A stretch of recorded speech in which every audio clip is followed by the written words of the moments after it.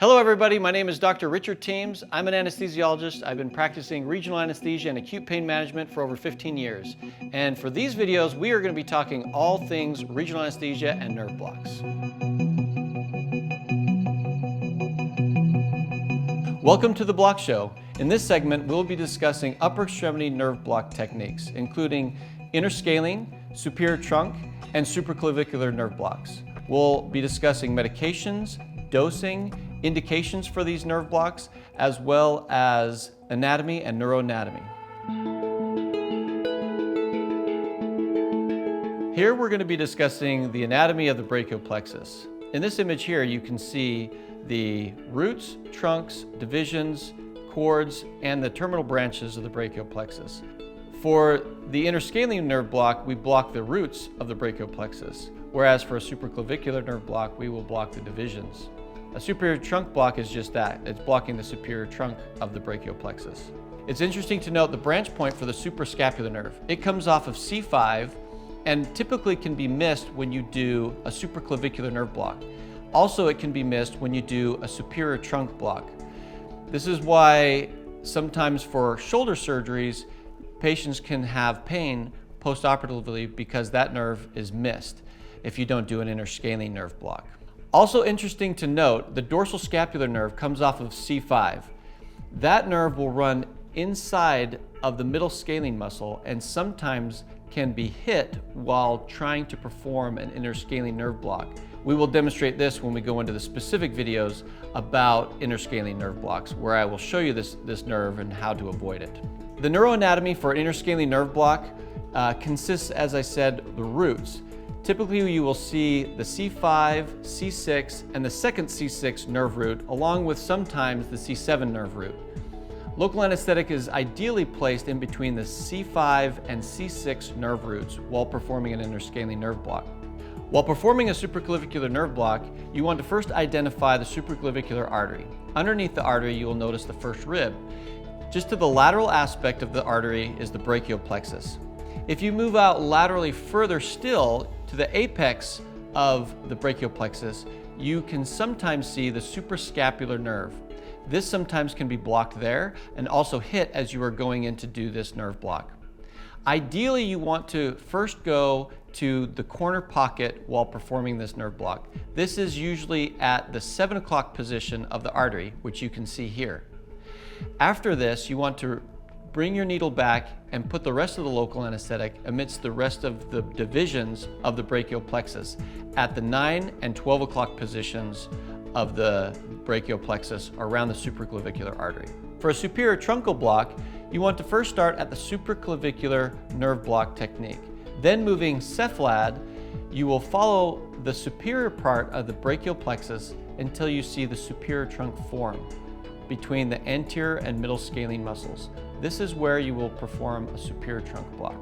Upper extremity nerve blocks can be used for all sorts of upper extremity surgeries. Specifically for interscalene nerve blocks, they should be used only for two types of surgeries. The first type is any type of shoulder surgery, from the proximal humerus proximally. The second indication for interscalene nerve blocks would be for clavicle fractures. In addition to an interscalene nerve block, it is also important to add a superficial cervical plexus block for clavicle fractures.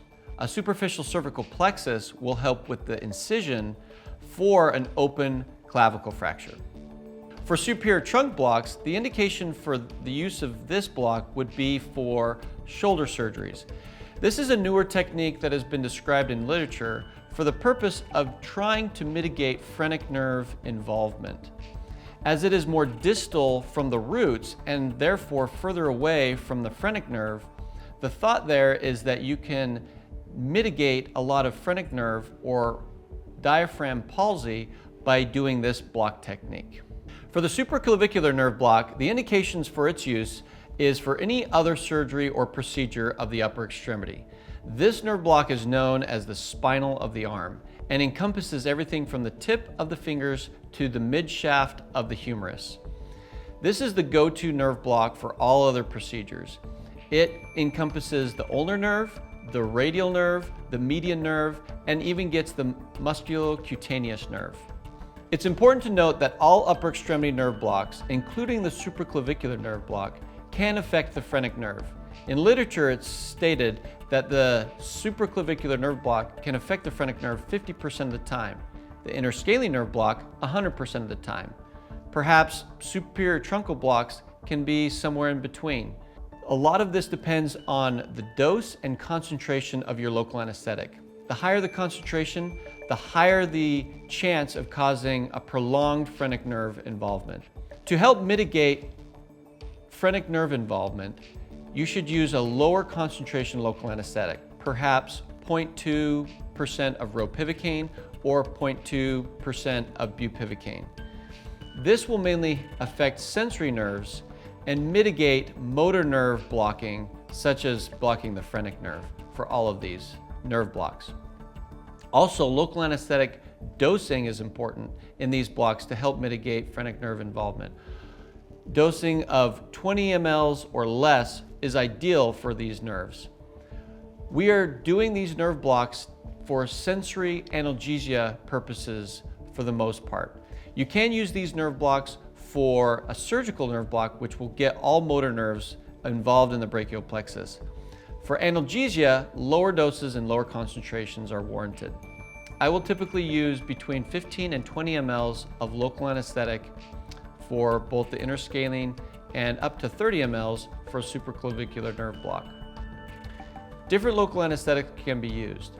You can use ropivacaine, bupivacaine, and for interscalene nerve blocks, liposomal bupivacaine. For upper extremity nerve blocks, the typical dose is between 15 and 30 mLs of local anesthetic. For supraclavicular nerve blocks, you can use a higher dose of local anesthetics, between 20 and 30 mLs.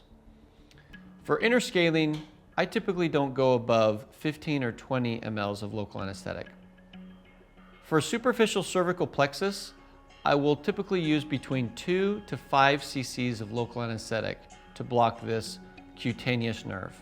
For superior trunk blocks, I will typically use 15 to 20 mLs of local anesthetic, just like I would for an interscalene nerve block. Choosing the concentration of local anesthetic is also very important. If you are worried about phrenic nerve involvement for a patient who might have severe COPD or other respiratory issues, you will most likely want to lower the concentration of local anesthetic, perhaps to 0.15 bupivacaine or 0.2% ropivacaine.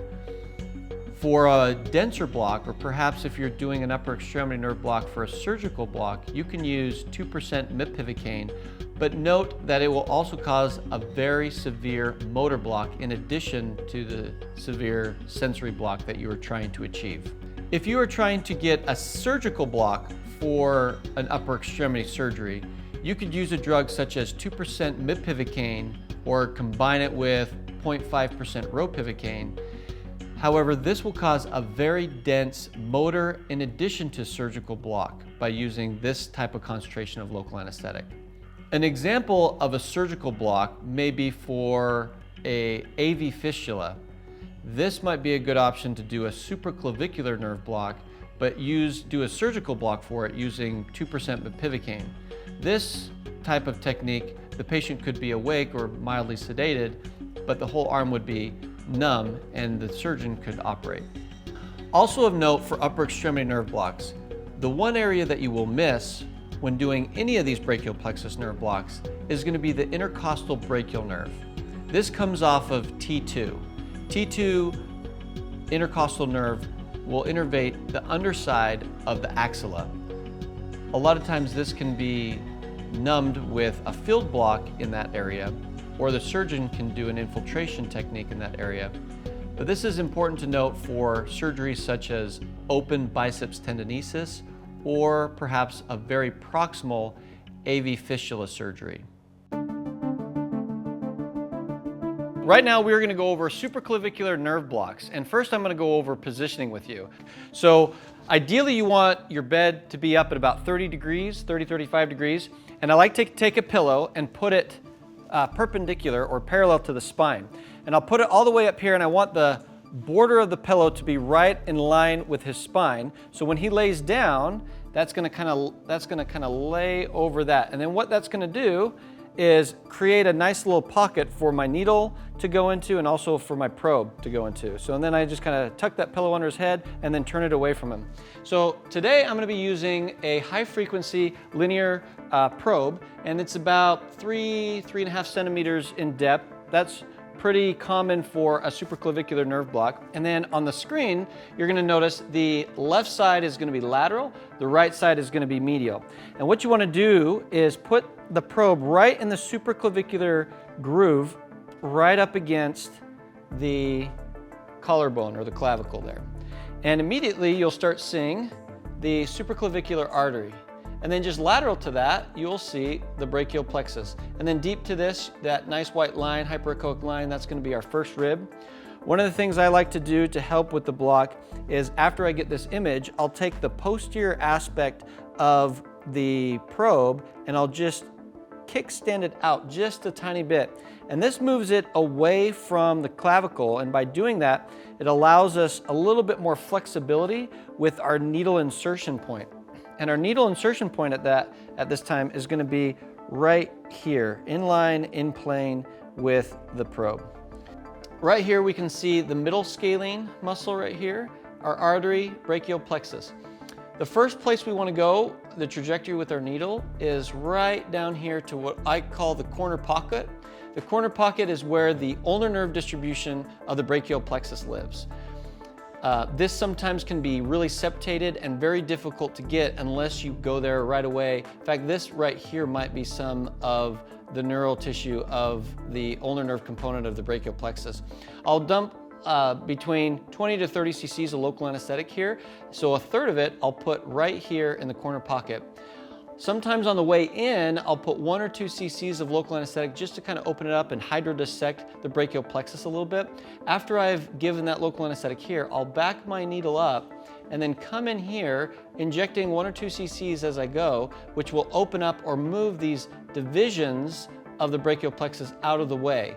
And then if I were to put my needle tip right there, that would be ideal. I could dump the rest of it there or another third there, and if I wanted to go over here kind of at the 11, 12 o'clock position of the artery, that would work too. Sometimes the superior trunk portion of the brachial plexus in these divisions can ride over the top of the supraclavicular artery. And when it does that, it can be a little bit more challenging to block. So sometimes when that happens, I'll put a third here, I'll put a third kind of here in the middle, and then I'll go over the top and I'll put the last third here if I see those nerves kind of wrapping around. Last thing I want to talk about is at the very apex of the brachial plexus is another nerve. That's the suprascapular nerve. It's hard to identify. It actually may be this nerve right here, but if it is there, a lot of times it's right at the very end, and sometimes it can be way out here, kind of at the lateral aspect. The reason why that's important is because you can inadvertently hit that nerve on your way in to the corner pocket and not really know about it. So if your patient kind of complains about pain, that might be one of the reasons. Now, the suprascapular nerve, for the purposes of doing a supraclav block, isn't really important because we're doing a supraclav block to block something from the mid-humerus all the way down to the fingers. Well, the suprascapular nerve is going to ride over the back of the scapula here and innervate the back portion of the scapula and the top part of our back. So not really as important, except for the fact that we may hit it on the way in, and it's important to be mindful of that. So again, lastly, we're going to come in here, put a third of our local anesthetic right here, maybe a third or the last 2/3 in here, and right over the top and give the last little bit. Again, here's a little hockey stick thing for that. And you want your probe to be almost straight up and down. You don't want it to be angled like this because it can change or distort how your image is. Almost straight up and down, parallel to the spine. And that is supraclavicular nerve block. Okay guys, now we're going to go over superior trunk blocks and interscalene nerve blocks. Now I've already positioned my patient the way I would doing a supraclav block, which with a 30 to 40 degree tilt with a pillow under there, kind of creating that nice pocket for me to put my probe and my needle. Now home base for these two blocks is doing the supraclav block. So I would put your ultrasound like you're doing a supraclav. And I've done this block a million times, and I'll always do this because if I scan up the neck what we're looking for when we do interscaling is those 3 nice stoplight appearances. I can guarantee you, you can find 3 of anything in the neck, and it may or may not necessarily be the nerves that we're trying to look at. And I've seen some really crazy blocks in my day. So I would encourage everybody, please start at home base. Start at the supraclav, and then what you can do is just follow these nerves as they go up. First, I'm going to show you the superior trunk, because that's the first thing you're going to encounter on your way up. So I'm going to go up a little bit, and here you can start seeing these nerves kind of change a little bit, and where the arrow is, that is actually the superior trunk. Now notice how the angle of my probe is. Before it was straight up and down like that. Now I've kind of swept up the neck this way. This is where you would go to do a superior trunk block. Notice now I see the anterior scalene muscle, the middle scalene muscle. This is the superior trunk. This is the middle trunk you can see right here. What I don't see is any vasculature. Typically, you shouldn't be seeing any vasculature. Now, if I wanted to do an interscalene block, I just keep continuing up the neck, and you'll see these kind of break out and branch, and now you have our nice branched out roots. So this is actually going to be the C5 root, this is C6, and this is also C6. There's, generally speaking, 2 C6s, and then this is C7 down here. The muscle over top here is the sternocleidomastoid. This is the middle scalene, and this is the anterior scalene muscle. I like moving my probe posteriorly, so I move the nerves to the right side because my needle trajectory is going to be like this. My needle trajectory is going to be like this. I want to have my needle come here. So I want all this real estate on the left side of the screen so I can see my needle come in, and if I need to adjust the angle or the depth of my needle, I can do that. It's very common between the C5 and the C6 nerve roots, you'll see this nice little hyperechoic band. That is, you'll see on about 80% of patients. That is what I will always aim for. On him, sometimes between the 2 C6s, you can see that. In order to get into the neural sheath, you want to get in between these 2 things. Not aim, we don't want to damage the nerves, so we don't want to aim right at them here, but instead go in between, usually where this nice hyperechoic fascia is. I'll pop right in here and put my needle tip right where you see it there, right in between the C5 and C6 nerve roots, and that's where I'll start my local anesthetic infiltration, okay? Again, for interscaling, 15 to 20 cc's of local anesthetic is all you'll need for this nerve block. You will block the phrenic nerve. That's unavoidable. It's part of an interscalene nerve block, but most patients who don't have any respiratory issues, it's not going to be a problem. The only other thing that you need to be aware of, and I see if we can see it here, and there it is. You can see it right there. This is the dorsal scapular nerve, and the dorsal scapular nerve lives right inside the middle scalene muscle. In fact, as I go up and down just a little bit, you can actually see it coming up and out to the top part of the middle scalene muscle. I'll go back for you so you can actually see it, and I'm following it with you, and you can actually see it stretch out here. It comes out of C5 and branches down there. Now again, I'm not really worried about blocking it per se, but what I'm worried about is as my needle drives through the middle scalene muscle that I hit that nerve. It isn't uncommon for a patient to have a little bit of discomfort as my needle passes through the middle scalene muscle on my way here into, in this case, this actually looks a little bit better. Here's C5, C6, and C6, in between this fascia plane right here in between the 2 C5s, where you can actually, you know, hit that nerve and the patient doesn't like it very much. So it's one thing to avoid while you're doing that. Again, when you are doing an interscalene nerve block, you shouldn't be seeing any vessels, right? If I'm too medial here, now I see all these blood vessels. I see my internal jugular, I see my carotid, you know, and I see 3 of something in here. Maybe those are the nerves. This is the reason why you should always start at the supraclavicular spot, because it won't confuse you. If you see vessels, you need to stop what you're doing, go back down here to the supraclavicular spot, and then scan back up, tracking these nerves as they go. When you finish scanning, your probe should be almost sagittal to the spine. It's almost going straight in, okay? It shouldn't be pointed down this way. If you do it that way, you'll see the nerve roots a lot better, a lot easier. And here you can see I'm seeing this, my vessels. I don't want to see that because I need all this real estate over here for my needle. So I'm going to move that back over here And there you have it. Nice view for this fascia going into for the interscalene nerve block. Now for clavicle fractures, you can do a superficial cervical plexus. It is really easy to do here in this view. After you do your interscalene nerve block, what you want to do is find the sternocleidomastoid muscle, which is this muscle right here. Just under the posterior lip of the sternocleidomastoid muscle in this fascia, that's where you want to dump 5 cc's of local anesthetic in this fascial plane right on top of the scalene muscles. That's where the cervical plexus, or the superficial cervical plexus, exits out of as it goes posteriorly and innervates the skin over the platysma all the way down to the clavicle. So if I were doing this for clavicle fracture, I would put 15 cc's here for an interscalene, back up, and then put 5 cc's right here for the superficial cervical plexus.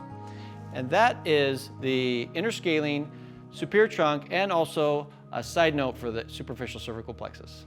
And here are some other tips and tricks.